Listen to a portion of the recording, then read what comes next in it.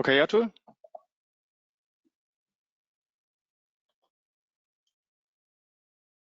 Ready. 1, 2, 3, 4, 5. Go ahead.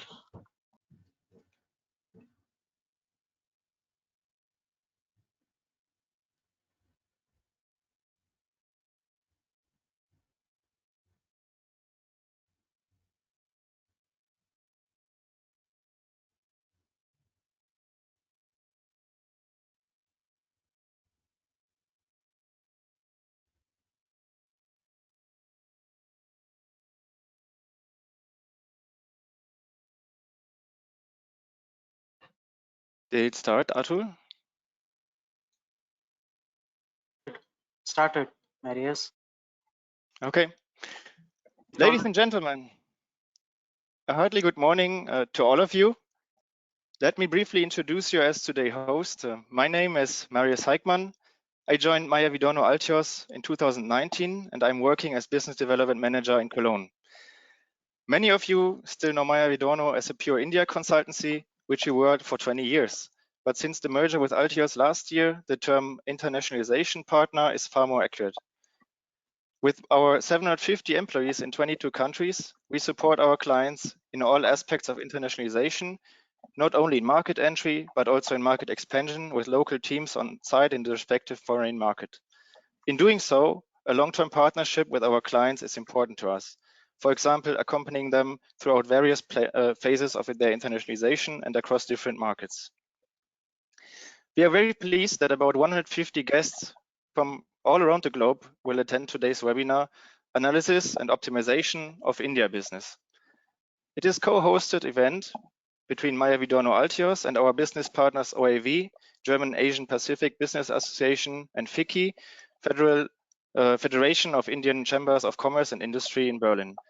We thank them for their guidance and support. And for those who don't know OAV yet, OAV is a foreign trade association for the promotion of economic relations between the countries of the Asia Pacific region and Germany. It works across sectors and is among the supporting association of the Asia Pacific Committee of Berlin. The great interest in these topics lets me make several assumptions. On the one hand, for more and more companies around the world, India is increasingly becoming a major market that requires and demands a local presence, especially when we see an increasing push into the market with the current geopolitical challenges, global supply chain issues, and growing consumer target groups. On the other hand, India is not an easy market with a complex market structure, bureaucracy, and intercultural differences, which can make handling an own subsidiary challenging. For example, after several years in the market, the break-even point is still not reached, or non-transparent processes are in place, and the communication is lacking clarity. In today's session, we will talk about the opportunities India has to offer, as well as the challenges which may come along with an own subsidiary and how they can be solved. Therefore, I'm happy to welcome our today's speakers in chronological order. First of all, I heartily welcome Pallavi Mishra, country head of FICCI in Germany. She will shortly update us on the outcome of the latest German-Indian government consultations. And further, I welcome Dr. Christian Wagner from SWP, Stiftung Wissenschaft and Politik Berlin. He will bring us closer to India in the context of geopolitical challenges.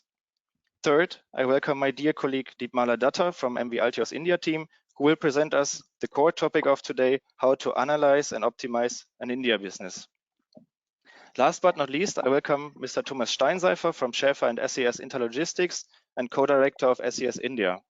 During an interview, he will share his first-hand experience of this topic from their own India operation and how they managed a successful turnaround. Before we will start, I have three technical explanations in regard of the GoToWebinar platform.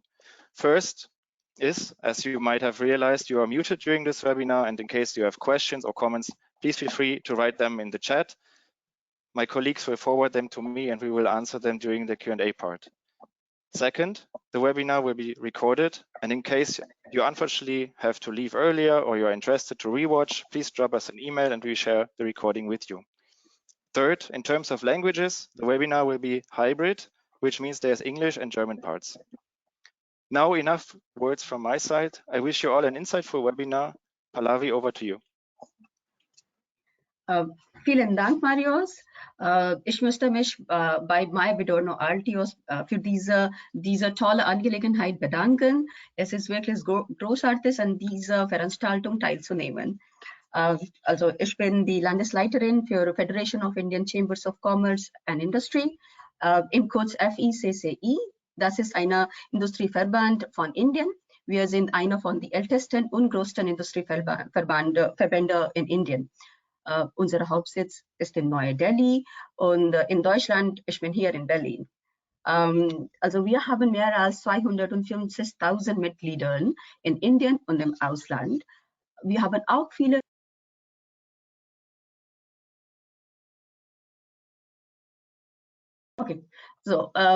wir haben auch viele regionale und sektorale Kammern als Mitglieder. Das ist über uns und ich möchte ein bisschen über Sixth Intergovernmental Consultations sprechen. Und jetzt spreche ich ein bisschen auf Englisch. Also, so Germany, as we all know, that Germany is India's largest trading partner within Europe and amongst the top 10 trading partners in the world. India and Germany recently marked 70 years of diplomatic relations as well. Therefore, Prime Minister Modi's recent visit to Germany for the 6th Intergovernmental Consultations was really well timed. I would also like to highlight here that this was PM Modi's first overseas visit this year. So reserving the first overseas visit to meet the German Chancellor reflects the importance of this strategic alliance for India with Germany. The leaders held bilateral talks and discussed strategic, regional, and global developments. This biennial strategic consultation was attended by several important ministers and officials from both sides, and it provided high-level coordination and political direction to the partnership in mid to long term. Major themes discussed at the IGC this year were green and sustainable future, growth and resilience, economy and trade, and an open and peaceful Indo-Pacific region, which are of importance for broader global objectives. In all, 9 agreements were signed, of which the Joint Declaration of Intent on Green and Sustainable Partnership, Declaration on Implementation of Triangular Development Cooperation Projects in third countries, Renewable Energy, Green Hydrogen Task Force, Migration and Mobility are some of the most important ones from business perspective.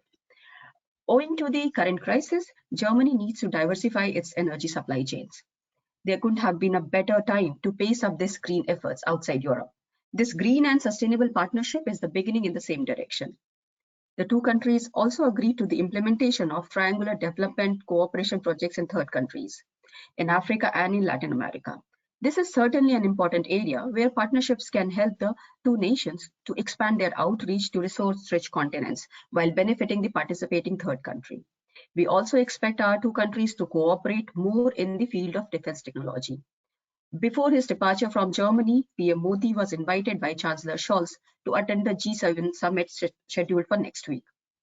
I would like to conclude here by saying that any discussions of equitable world or green and sustainable growth without incorporating world's largest democracy would be incomplete.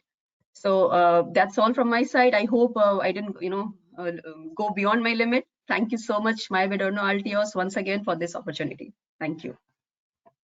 Thank you very much, Pallavi, for these very interesting insights and updates. And now I hand over to Dr. Wagner. Ja, guten Morgen, meine sehr verehrten Damen und Herren. Good morning and good afternoon to my Indian colleagues as well. Zunächst mal vielen Dank an den OAV, Altios, Vicky und Maier Vidorno für die freundliche Einladung, heute hier zu Ihnen kurz sprechen zu dürfen über das interessante Thema, welchen Platz nimmt Indien in der geopolitischen Handelssituation ein. Wenn Sie sich länger mit Indien und den Beziehungen zu den westlichen Staaten befassen, stoßen Sie immer wieder auf einen bemerkenswerten Widerspruch, eine Kluft. Nämlich einerseits, wir haben große politische Gemeinsamkeiten, Frau Mishra hat es ja eben auch noch mal ausgeführt, und wir haben auch große wirtschaftliche Möglichkeiten. Auf der anderen Seite haben wir aber auch immer wieder Probleme im Bereich der wirtschaftlichen Zusammenarbeit, und das kommt ja immer sehr schön in der Diskussion darüber zum Ausdruck, dass das Potenzial zum Beispiel des Handels, der wirtschaftlichen Beziehungen eigentlich nicht ausgeschöpft wird. Und das ist eine Diskussion, die ist nun beileibe nicht neu. Ich will im Folgenden mal diese beiden Seiten dieser Kluft kurz beleuchten. Also auf der einen Seite die politischen Gemeinsamkeiten und auf der anderen Seite aber auch etwas auf die Probleme oder die Hindernisse vielleicht eingehen, die wir hier in der wirtschaftlichen Zusammenarbeit immer wieder sehen, die jetzt nicht nur für uns in Deutschland spezifisch sind, sondern die natürlich auch andere Partner haben. Zu den politischen Gemeinsamkeiten, ich glaube, hier kann man zwei Punkte sich anschauen, die eigentlich sehr schön nochmal zeigen, wie sehr mittlerweile Indien eigentlich ein, sagen wir mal, strategisches Wohlwollen in der westlichen Staatengemeinschaft genießt. Gucken wir uns zunächst die Diskussion über den Indo-Pazifik an und dann momentan die Diskussion über den Ukraine-Krieg und Indiens Haltung. Ich muss, glaube ich, jetzt nicht hier darlegen, warum der Indo-Pazifik für den Wohlstand in Deutschland und Europa wichtig ist. Ich glaube, das kann ich in einer Runde von OAV-Mitgliedern und Wirtschaftsvertretern hier voraussetzen. Wenn Sie sich die Debatten anschauen, sehen Sie, dass Indien in allen Indo-Pazifik-Strategien westlicher Staaten ein zentraler Pfeiler ist. Schauen Sie sich die Debatten in den USA, in Europa oder in Frankreich an. Und wir haben auch auf deutscher Seite eine ähnliche Diskussion, wenn Sie sich die Leitlinien zum Indo-Pazifik betrachten. Die haben die Rolle Indiens ebenso bekräftigt wie auch der Koalitionsvertrag. Es zielt natürlich immer darauf ab, die Beziehungen zu den Ländern der Region zu diversifizieren und davon können natürlich dann auch Länder wie Indien profitieren. Also wir haben hier quasi ein großes geostrategisches Wohlwollen auf der politischen Ebene. Wir sehen das aber auch an einem zweiten Punkt und da scheint es auf den ersten Blick etwas widersprüchlicher, nämlich in der momentanen Diskussion über Indiens Haltung zum Ukraine-Krieg. Sie wissen ja oder haben der Presse entnommen, Indien hat sich in allen Resolutionen der Vereinten Nationen der Stimme enthalten. Das heißt, es hat nicht den russischen Angriffskrieg verurteilt. Wir kennen die Abhängigkeiten, die Indien von Russland hat im militärischen Bereich, im energiepolitischen Bereich. Und das hat natürlich für viel Kritik und Unverständnis zunächst in den westlichen Hauptstädten gesorgt. Wir haben aber dann auch gesehen, eine vielleicht unerwartete Reaktion, dass nämlich die geopolitischen Gemeinsamkeiten zwischen den westlichen Staaten und Indien in Bezug auf China dazu geführt haben, dass wir Indien eigentlich nicht kritisiert haben, sondern dass wir im Gegenteil unsere Beziehungen mit Indien eigentlich noch weiter ausbauen werden. Also wir haben große Kooperationsangebote seitens der USA, seitens der EU, auch in Deutschland wird man ja, Frau Mishra hat eben schon darauf hingewiesen, ja die wirtschaftliche Zusammenarbeit, aber auch die militärische, die politische Zusammenarbeit mit Indien weiter intensivieren. Indien auf der anderen Seite hat aber seine Beziehungen zu Russland seit Beginn des Ukraine-Kriegs jetzt nicht verringert, sondern eben eher noch weiter ausgebaut. Sie konnten der Presse kürzlich entnehmen, dass die indischen Ölimporte gestiegen sind, dass Indien auch weiter wichtige Rüstungsgüter aus Russland bezieht. Man sieht also, dass auch mit Blick auf den Ukraine-Krieg hier Indien von westlicher Seite eigentlich ein sehr großes Wohlwollen erfährt, weil natürlich im Hintergrund die große Diskussion über die Rolle Chinas im Hintergrund steht und hier natürlich Indien ein zentraler Partner ist, sodass selbst solche sehr unterschiedlichen Einschätzungen über regionale Krisen nicht dazu führen, dass wir jetzt unsere positive Einstellung gegenüber Indien revidieren. Es ist nicht so ganz klar, ob das dauerhaft so bleibt. Man kann sich ja überlegen, wenn wir eine andere amerikanische Administration haben, dann wird es für unsere indischen Freunde vielleicht auch noch mal schwieriger, das Russlandgeschäft im gleichen Maße aufrechtzuerhalten. Aber wir lassen den Punkt mal beiseite. Wenn Sie jetzt sich auf der anderen Seite sozusagen die zweite Seite der Medaille, nämlich die ökonomischen Möglichkeiten, betrachten, dann sehen wir eigentlich eine Diskussion, die wir seit vielen Jahren kennen und wo man immer etwas irritiert ist, dass es nicht mal wirklich weitergeht, nämlich das Potenzial, das offensichtlich nie richtig ausgeschöpft wird und immer hinter den Möglichkeiten zurückbleibt. Ich muss, glaube ich, hier Ihnen auch nicht erläutern, Sie sind ja alle in Indien aktiv, wo das Potenzial des indischen Marktes ist, von der jungen Bevölkerungsstruktur über den Dienstleistungsbereich, die Marktgröße, die wachsende Mittelklasse. Das sind natürlich alles attraktive Momente, die Sie ja auch dazu überzeugt haben, sich hier in Indien zu engagieren. Dahinter steckt natürlich aus indischer Perspektive oder im globalen Kontext auch immer die Diskussion, inwieweit kann Indien zum Beispiel zu einem attraktiveren Standort werden, kann es zum Beispiel auch China ersetzen. Wir sehen ja in den letzten Jahren schon, dass eine Reihe von auch internationalen Firmen sich aus China zurückziehen, und dann ist immer die Frage, wohin gehen sie und gehen sie nach Indien? Und wir sehen aber hier, dass eigentlich Indien bislang nicht von dieser Abwanderungswelle, würde ich jetzt nicht sagen, aber Indien hat bislang nicht von diesem Standortwettbewerb profitiert, sondern es gibt eben andere Staaten im Indopazifik. Denken Sie an Länder wie Vietnam, Bangladesch, die eben als deutlich attraktiver gelten. Das heißt, hier tut man sich auf indischer Seite eben schwer, offensichtlich die wirtschaftlichen Rahmenbedingungen zu schaffen, um eben mehr ausländische Firmen ins Land zu holen. Das ist insofern natürlich bedauerlich, weil gerade diese jetzige Regierung und Premierminister Modi 2014 eigentlich als Wirtschaftsreformer antrat und sich die hohen Erwartungen in ihn, aber gerade für die ausländischen Firmen vielleicht nicht in dem Maße erfüllt haben. Sie haben in den letzten Jahren verfolgt, Sie haben vielleicht auch selber darunter gelitten oder konnten es nicht in dem Maße wahrnehmen, dass wir eben mittlerweile in Indien wieder höhere Zölle haben. Wir hatten lange Zeit diese Diskussion, die ist aber mittlerweile politisch abgeräumt, nämlich über nachträgliche Besteuerung, was jetzt für große Firmen nun ein beträchtliches Problem war. Wir haben Probleme weiterhin in der Infrastruktur, vor allem auch im Bereich der Logistik. Wir haben ein sehr komplexes politisches System, um es mal freundlich zu formulieren. Das hat was auch mit dem Föderalismus in Indien zu tun. Sie haben auf verschiedensten Ebenen immer noch Probleme von Korruption. Auch der Ausbildungsstand der indischen Bewerberinnen ist vielleicht nicht immer so, wie man sich das von internationaler Seite aus wünscht. Zum anderen haben Sie natürlich mittlerweile in Indien, und das ist sozusagen nichts Ungewöhnliches, wieder eine neue Diskussion über mehr Protektionismus ist vielleicht ein zu starkes Wort, aber über was man im indischen Kontext eine eigenständige Wirtschaftspolitik nennt. Also man will eigentlich die einheimische Industrie stärken. Wir kennen diese Slogans in Indien oder im Englischen als Self-Reliance bekannt. Also man will die einheimische Industrie stärken, man will einen höheren Anteil an lokaler Produktion, was natürlich zwangsläufig, Sie werden das kennen, in Ihrem Alltag wird es vermutlich schon oder teilweise vielleicht schon ein Problem sein, nämlich mit mehr Bürokratie verbunden ist. Es gibt auch eine Reihe von positiven Entwicklungen. Ich will hier nur ein, zwei nennen. Lange Zeit hat sich die indische Regierung oder hat sich die Regierung Modi eigentlich verweigert, Freihandelsabkommen beizutreten.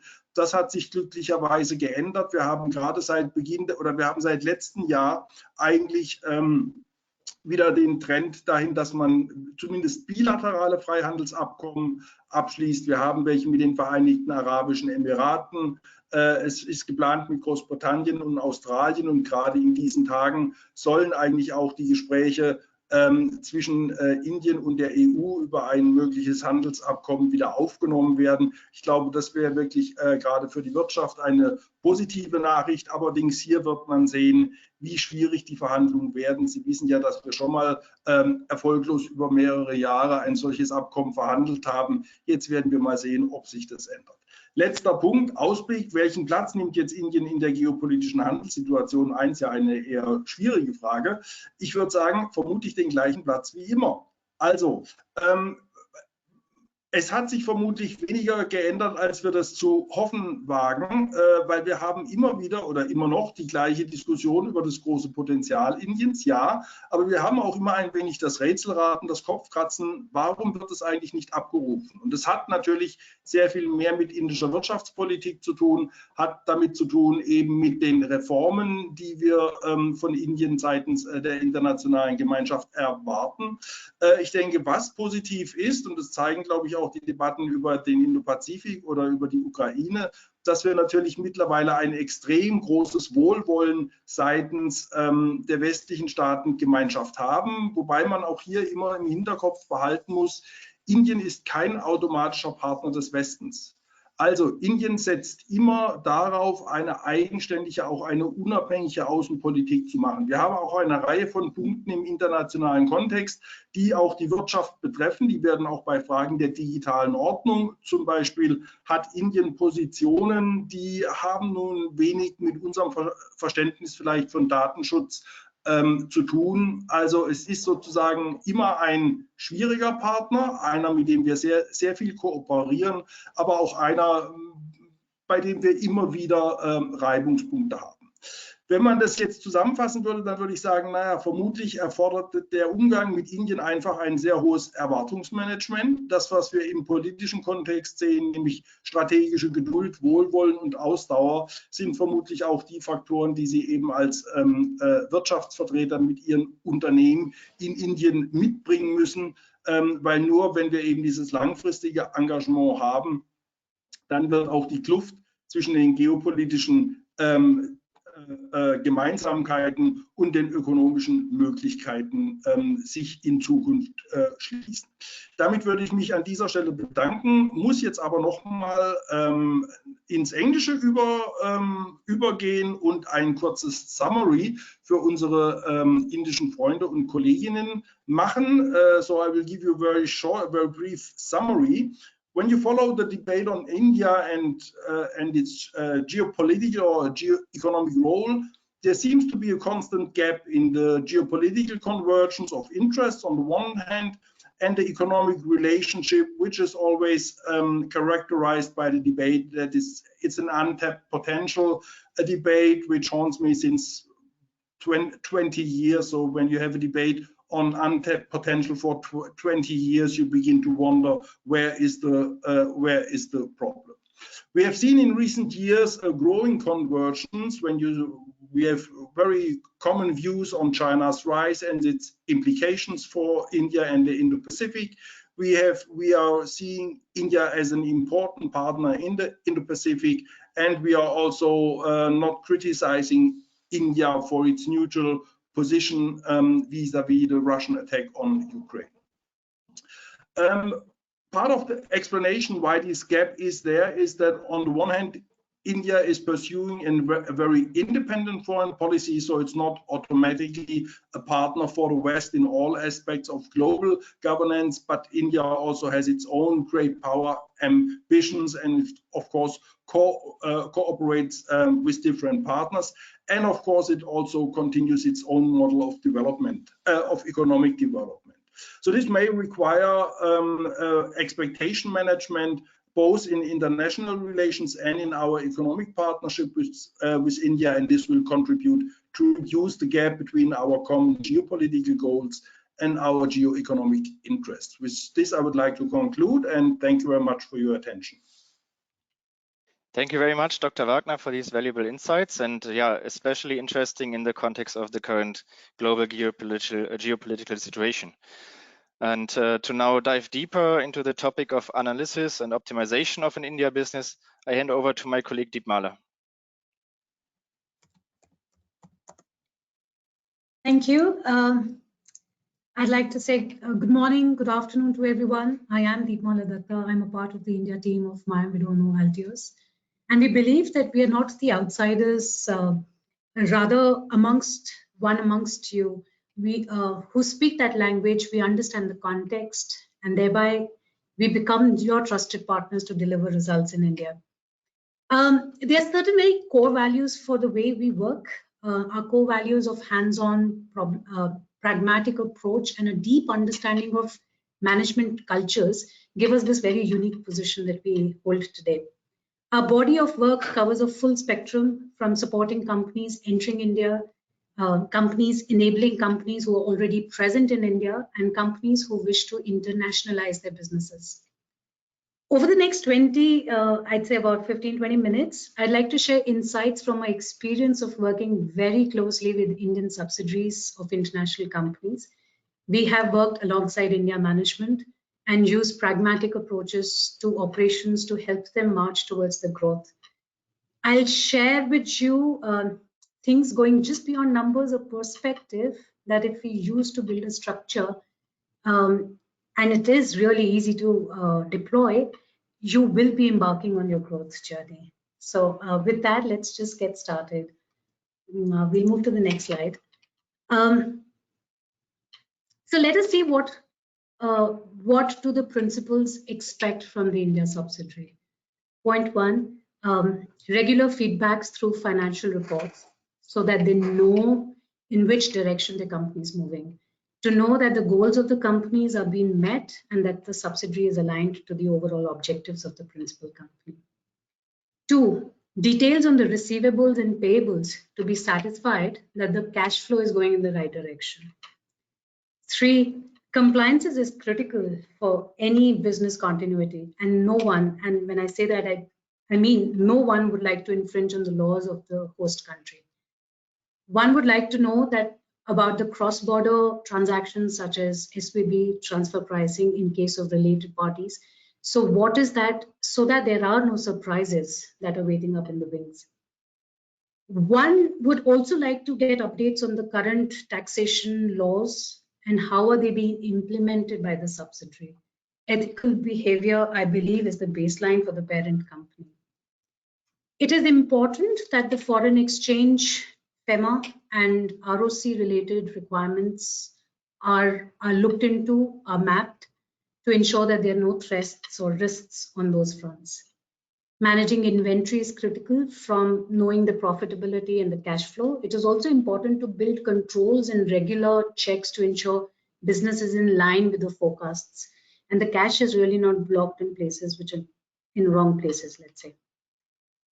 Export-import details, just like freight duty, are very important. The company is able to carve out a proper niche in a market for themselves if this is well planned. And finally, business plans and monitoring to know how is this execution being planned and deployed. It is whether all of this is in alignment to your overall objective and to know what are the permissible variances between forecast and actuals. Now, whatever I've mentioned is not something which is unknown. It's really the basis of business. When we talk about this, in our experience, there are companies who are doing this very well, and there are others who are moderate. What we need to do is to look into these, and I'll move to the next slide to present this. What's important is to know that the map is not the territory it represents. For instance, here you see the first map is a geographical map, which tells you about the hills, the plains, the rivers, the lakes of India.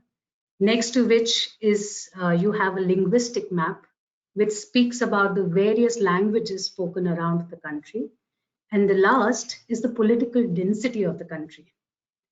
Now, each one of them represents one aspect of the country, but that is not the country as a whole. In the same way, each of the reports and elements we have spoken about till now, like the financial reports, the compliances, the cash flow, etc., all represent part of the company in some way. And all of this put together is what the company is. None of them can be viewed in isolation, and none of them can be ignored. The subsidiary, as well as the principal, have to understand that the business objective constitutes many Indias, and each individual area does not represent the operation of the subsidiary or the expectation of the principal. There are only parts of it, and each part has to be given its own importance from both perspectives of what the mother company is expecting and how the subsidiary intends to be going about executing it. When delivering change within an organization, this becomes a primary focus. One needs to move beyond the symptoms and look for those underlying causes. Just like the map is not the territory that it represents, one should draw out the financial, organizational, sales and marketing plans, administrative plans for an organization to get a complete picture of the organization in entirety, thus not missing the trees for the forest, like they say. I'll move to the next slide. Now, in this slide, you see there's a family. You're looking at a picture of a family with a child. There's a mother, there's a father, grandparents, and an older sibling probably. Each one of them will have a different perspective to the latent needs of this baby. But all of them have only one overriding thought in their mind: how to make this child happy, how to make it comfortable, how to keep it safe, and how to bring up this child in a way that grows to become a good citizen. Each one of them, in their own way, will fulfill these needs. The way one does it is not necessarily the way the other does it, but each one will do it in their own way. In the same way, if I look at an India subsidiary, be it the principal, be it the subsidiary head, or all employees involved in that entity, they have only one thought: how do we succeed, how do we grow? But their perspectives are very different. But they have the overall objectives which are the same. The way things get done in Germany or whichever part of the country, world you are from, might not be done in India. And that does not mean that the German way is wrong, nor does it mean that India is right, or vice versa. All it means is that there are differences, and there are bound to be different ways of doing things. But as long as the principals, companies' interests, policies, cultures, and the subsidiaries' culture, methodologies, and compliances are met, I think it should be happiness for all. The varied perceptions, the varied executions is what needs to be appreciated when we do work within cross borders, cultures, and languages. We appreciate the fact that there will always be very different views when we work with subsidiaries. We also understand these views may not always match the principle. We add value by integrating rather than imposing one over the other, thus not really missing the forest for the trees. That is why you will see in my next slide, the transparency becomes the utmost importance. Transparency is what helps us see things clearly, what is happening in front of us. Because the more we can see with great clarity the elements which are in front of our eyes, the greater will be the trust. The fogged lens makes up for a fogged mind. What is the reason that through the lens the person feels of a greater comfort? When he sees through the lens, it's complete transparency. You can relate to the exact picture, every nuances you're seeing. Because all of these details are clear, there is nothing that is ambiguous. That is the reason by business psychology we say transparency, that is clarity and precision, leads to greater trust. But when things are fogged, you can't make out clear demarcations, clear distinctions. An element of mistrust or distrust is bound to creep in. Ambiguity leads to mistrust. When we have a greater trust, the subsidiaries enjoy a greater support from the principals. One of the hardest things that we've experienced when we do projects is to say, you might have a view on what you think I should know, but I have a duty to know what I think I should know. So let's work together to find out, and how do we find these things together? And we work towards of enhancing those transparencies and trust that needs to be built between the principal and the subsidiary. By creating an environment where both understand the requirements and the operating principles of each. With these insights, I'd like to quickly move into what structure I think and I have seen is easy to build within an organization when you set up or establish India. Just before we get in, I have consulted so many teams, and one of the common phrases that I hear is, India market is very difficult to crack. It is not an easy market, and if you succeed in India, you possibly succeed everywhere. This is what I've heard, and I do believe part of it is true, but I also believe that this is not a difficult market, but it's definitely a market that needs a very different approach. It's a market that needs us to keep reiterating and keep re-looking at the models that work best for India. Now, you would all wonder that what is that approach finally? India is like any other country, na? Except that there are more opportunities and therefore more challenges. There are more people. There are many different cultures. There are many, many languages spoken in India. So what is really that is needed for a heterogeneous and a complex country is focus. India is not the only subsidiary that principals manage. India probably may be one of the many subsidiaries that the principal company has, and thus allocates a proportionate proportion of time to that subsidiary.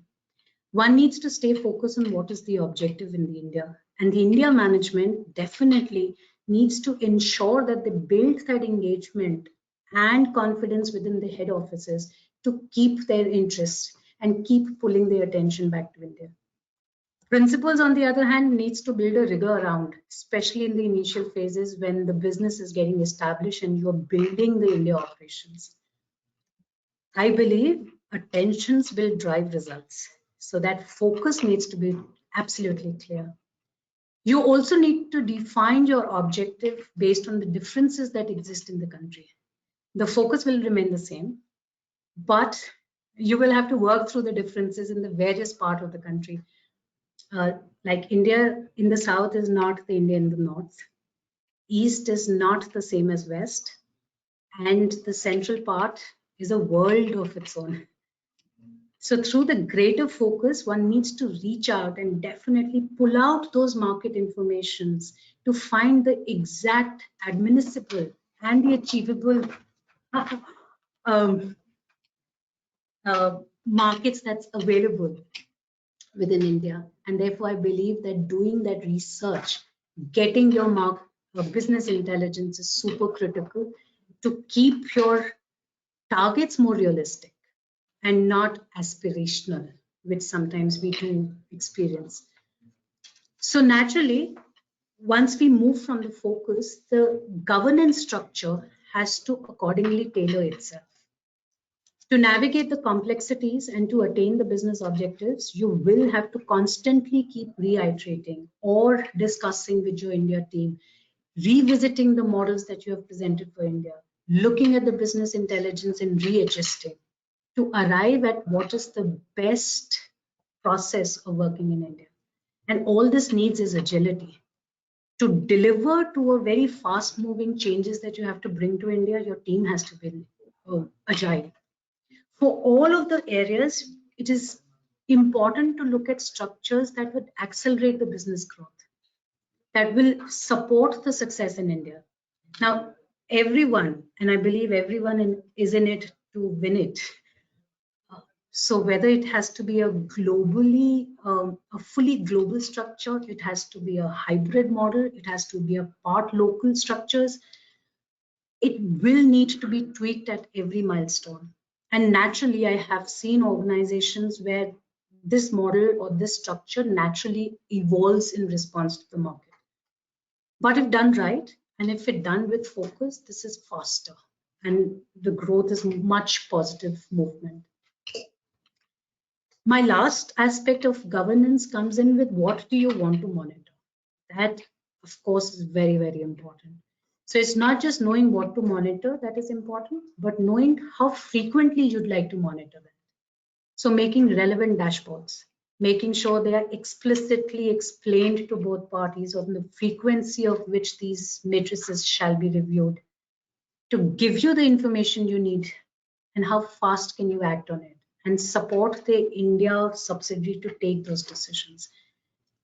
India management needs to arrive at quick responses. They need to be more agile, need to be more flexible at looking at the market from a realistic lens and not an aspirational or optimistic lens. This is where I believe the governance structure for the India subsidiaries need to be enhanced a lot. And it has to start soon after a considerable focus, a team strength, market cap, growth, market percentage share has increased. This needs to equivalently start getting firmed further. I will say this, which is the third part, which I feel is an important aspect of the structure, is leadership. This is very critical. Moving on to the next, I will just list down what I felt the leadership becomes important and why is it a criteria worth mentioning. It is creating and supporting the team in India. It is about delivering the overall vision of the company. By being authentic in one's interactions and dealing and clear, transparent dealings, one is able to focus on the strengths that India has provided and the team members to build not only just a very motivated but highly engaged team, and through which you actually milk the opportunities present in India. Just like any other businesses, as the business evolves, the people and the relationships will also evolve. While initially the level of directional approach or more transactional leadership worked, now is a time, a period will come and people will start expecting and need to be given more room to take decisions and to serve the interest of the company and respond to the economy faster. Establishing India business requires people, leadership, and organization, all of these developments working at the same time and alongside. I have noticed that you have to orchestrate the interest that you build in the organization, all parameters at the same time. And hiring the right people, building them through, training them through, and building them ready with a very hands-on approach to build future capabilities. This is what I feel in totality, with a structure and the 3 insights that we've driven through the projects that we've done, a workable structure, a more flexible structure, and a more optimized structure for India can be created. This is what I had to share, and I'll be happy to take questions, which I understand towards the end. So please keep posting questions.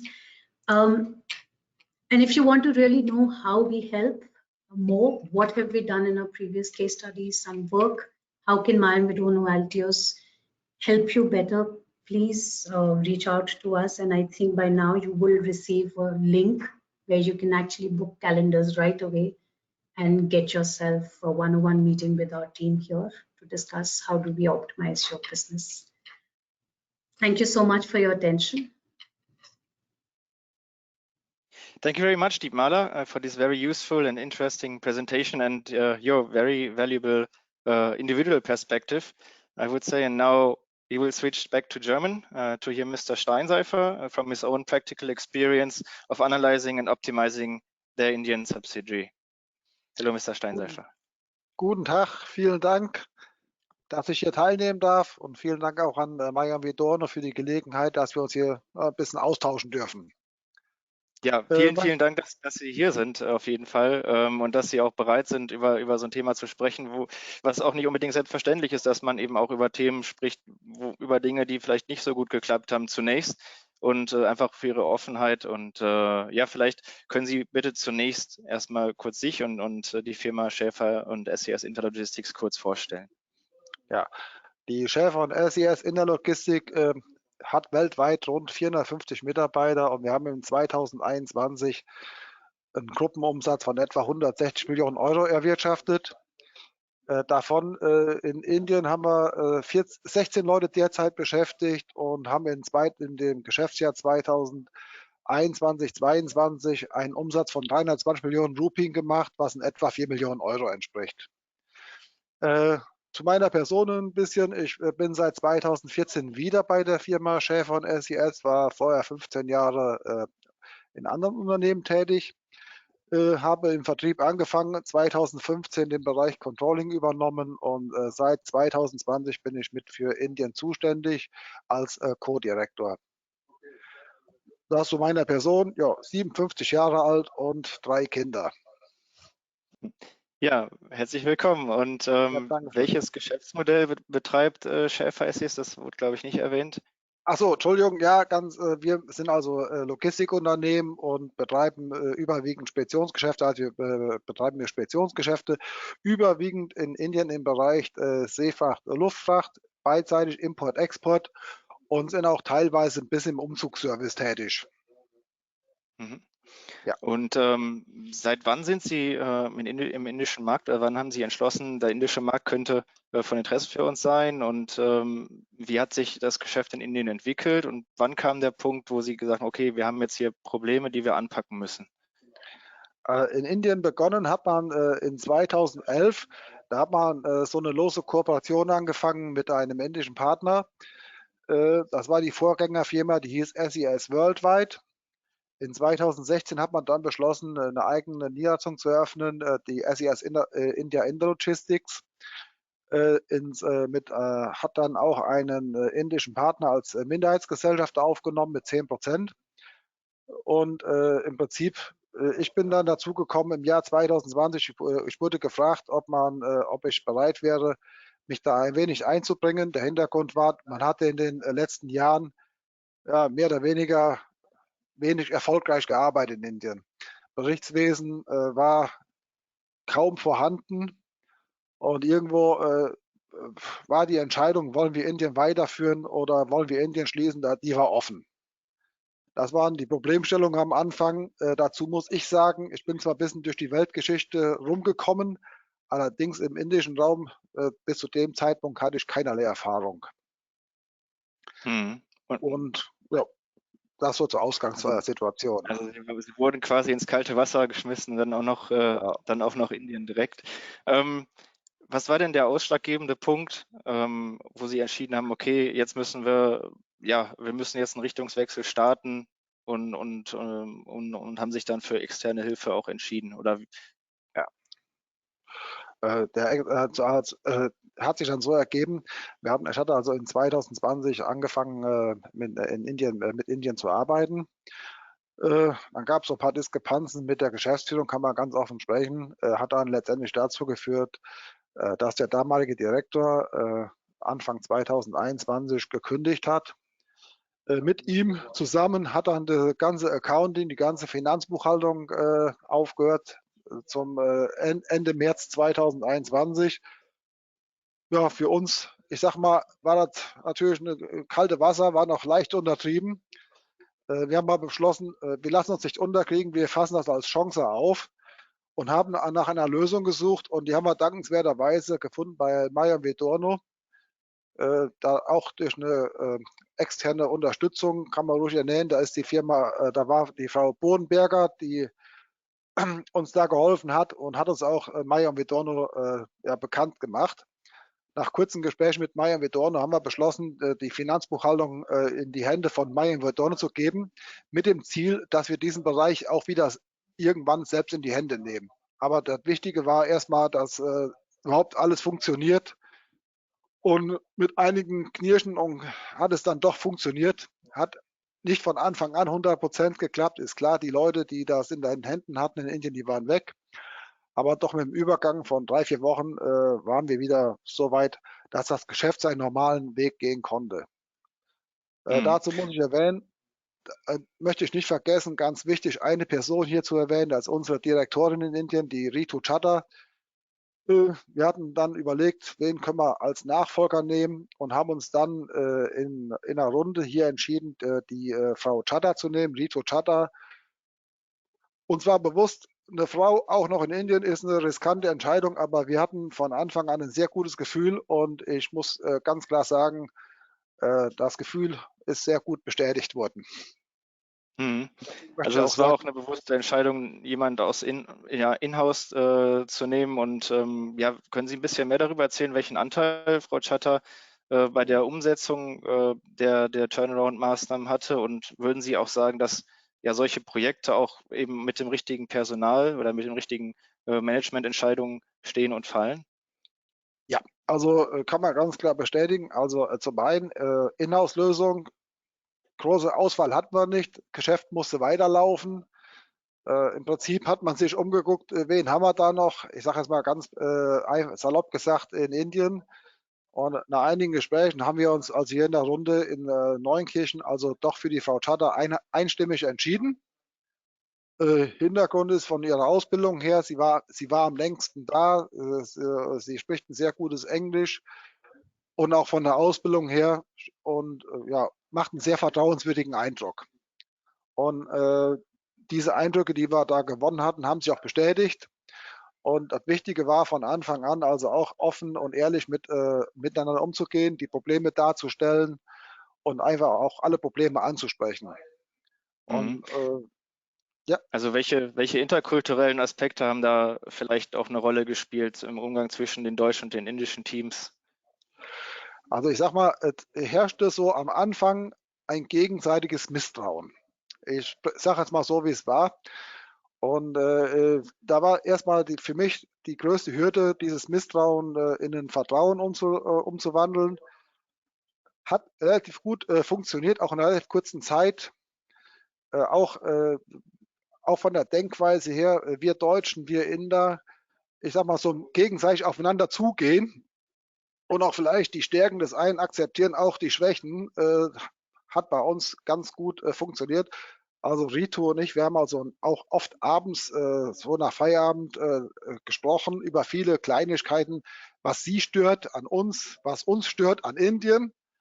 Die Themen einfach offen angesprochen und dann Punkt für Punkt abgearbeitet.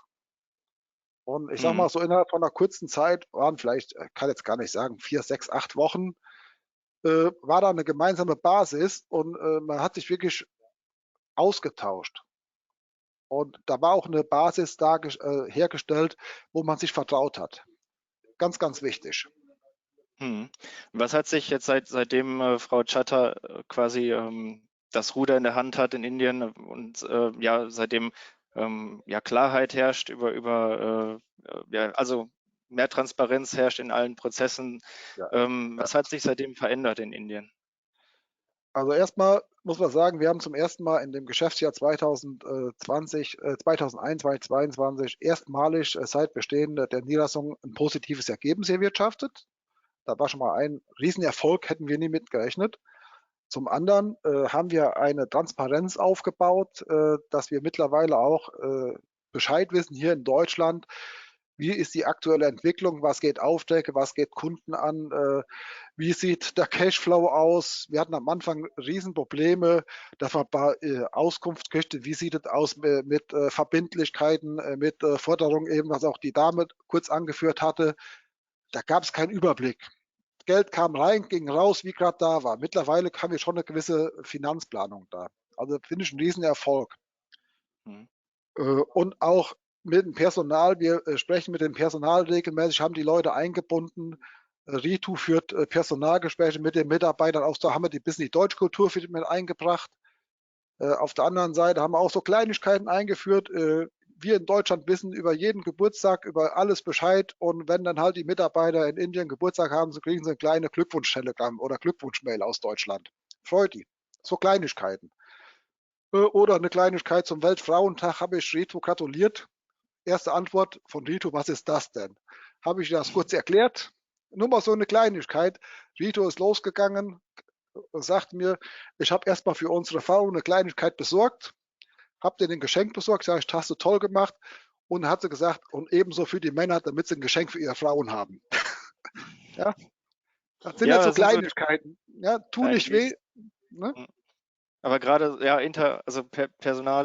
persönliche Beziehungen in Indien sind einfach das A und O, und ich denke, das ist gerade in Situationen vielleicht, wo es nicht so gut läuft, oder wo jemand gerade neu ist und ja, einfach das Gefühl von Vertrauen braucht, ist das sehr wichtig. Genau. Und was waren Ihre wichtigsten Learnings aus der Zeit, oder was würden Sie jetzt Unternehmen mit einer eigenen indischen Gesellschaft raten, die vielleicht vor ähnlichen Problemen stehen, für ihren zukünftigen Weg damit umzugehen?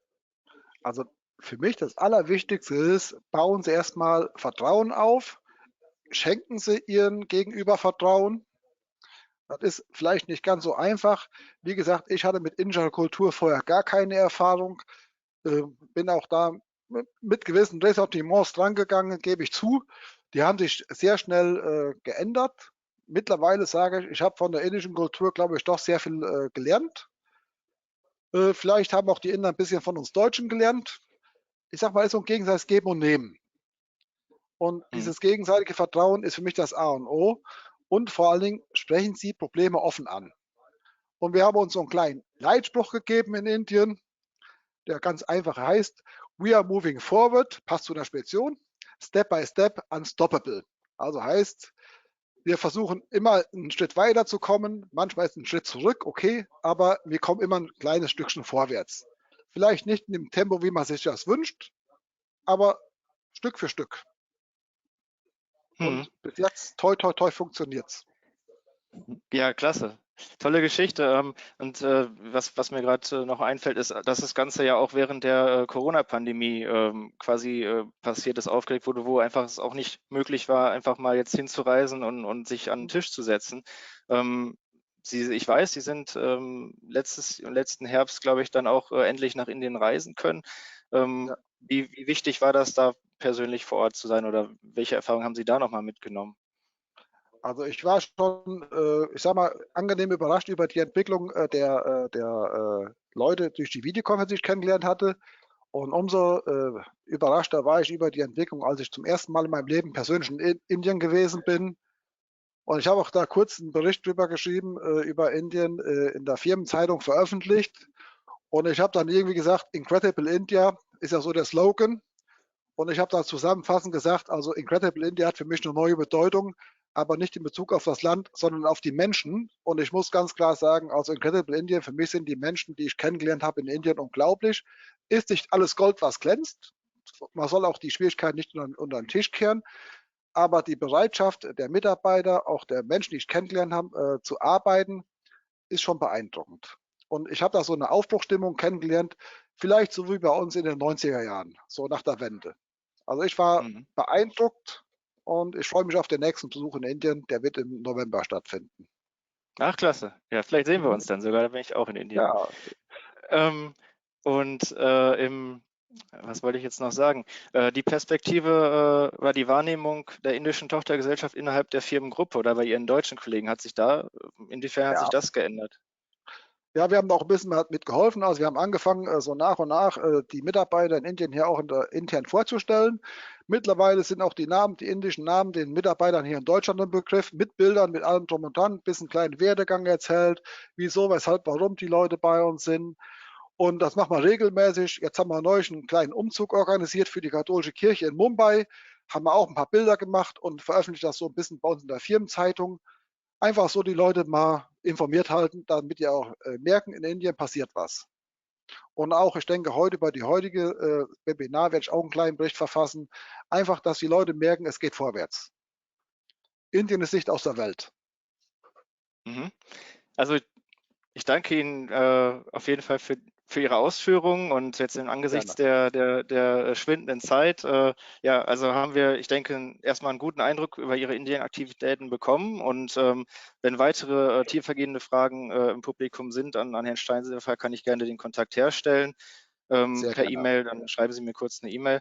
Aber ich danke Ihnen für die Bereitschaft, so offen über Ihre Erfahrungen zu sprechen, und das ist gar keine Selbstverständlichkeit, und ich denke, sehr, sehr wertvoll für unsere deutschen Teilnehmer hier im Webinar. Und switching back to English. Now we have arrived. Thank you, Mr. Steinsefer. Now we have arrived at our Q&A session, and there are a couple of questions for example, for Mr. Wagner. Does Make in India the campaign Make in India afford a higher local content?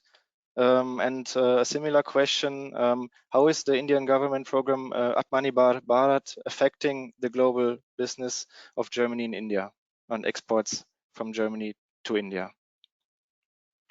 Ja, ich weiß jetzt nicht, die Fragen wurden ja auf Englisch gestellt. Soll ich auf Englisch oder auf Deutsch antworten? Please do in English. Ja, können Sie ruhig in Englisch machen. Die waren zwar auch von Deutschen, aber vielleicht ist es für alle interessant. Okay.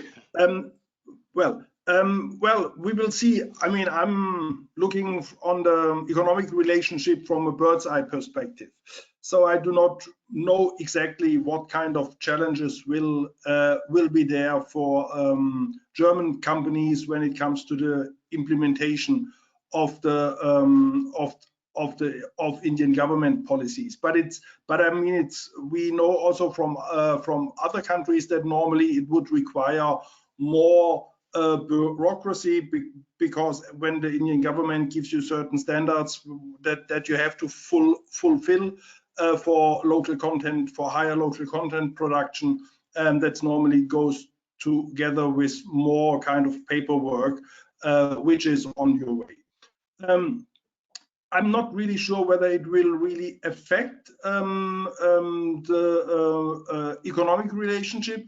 Germany has a very important role. Ms. Mishra mentioned that Germany is India's most important trading partner in Europe. Yes. Moreover, German companies are very important and have a very high standing in India for technology transfer. So I think this will always give German companies a very high reputation and importance.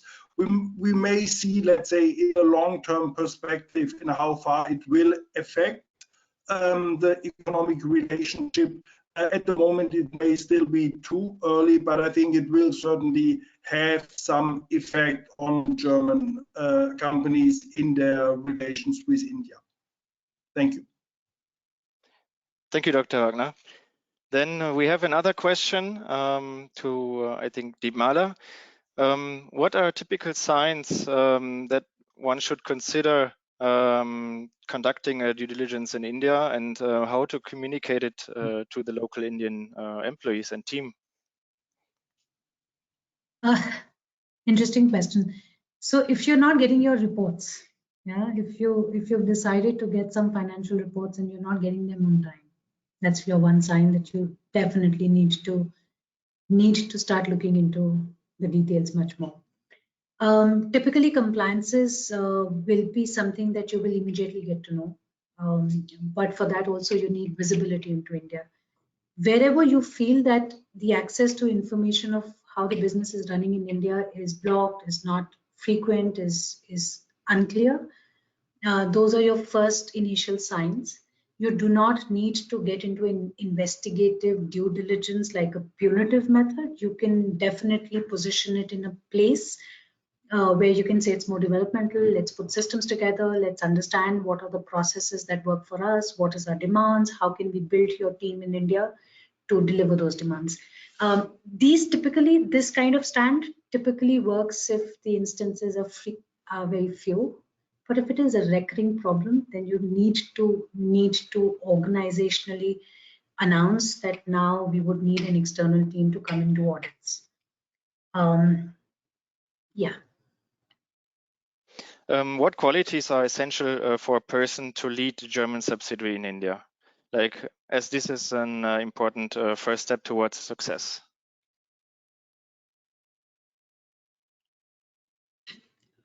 Would that question be for me or Thomas? Yeah, I would say so.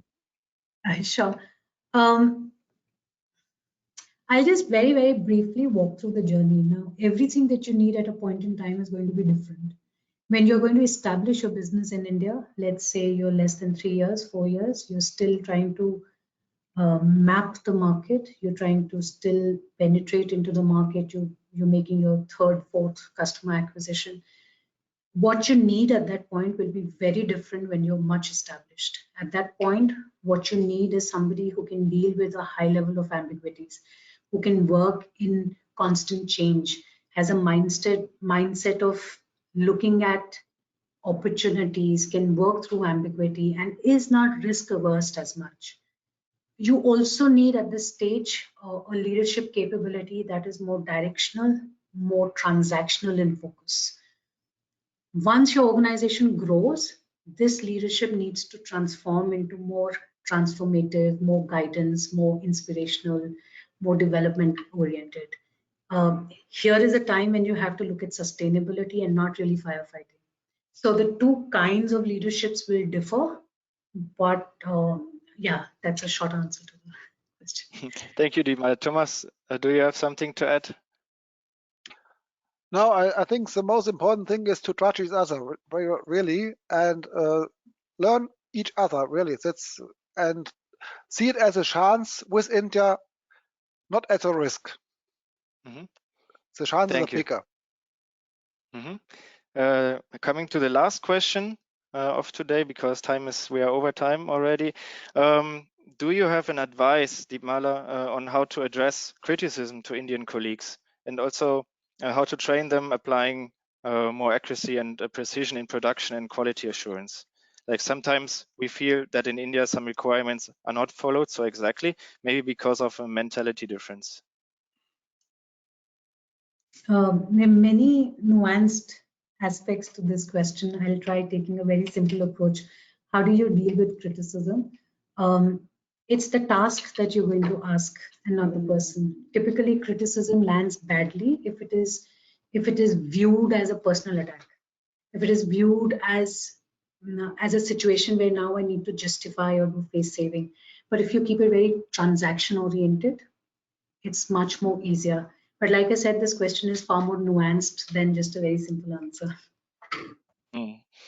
As I understood, or as I, from my own experience with India, it's always important not to, as a German, criticize directly like Indian colleagues, but maybe when you want to ask for some improvements, just say something, okay, things that work well, and then pack it like, this is already working well, but we can improve this also. So it's not as a direct critic on the person that can be taken personally. So that is my advice from my experience. And yeah, as it is now already late, I would say also there are no further questions. And I hope you all enjoyed the session and take some learnings with you. And in case of more detailed questions, please drop me an email and we'll connect you with the specific person you have the question for.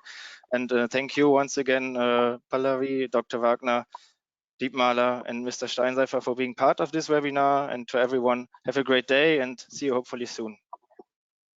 Thank you. Thank you. Thank you. Bye, everybody.